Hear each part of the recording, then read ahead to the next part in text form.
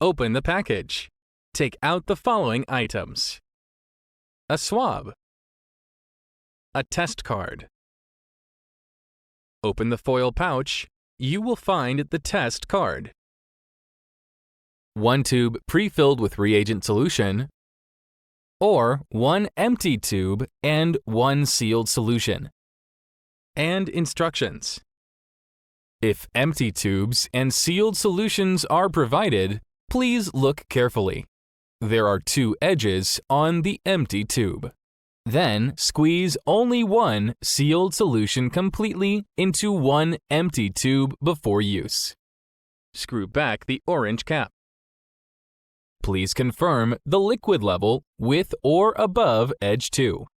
Note: it's fine if the liquid level is above edge 2. Do not use if the liquid is significantly below edge 2. Otherwise, you may get false or invalid results.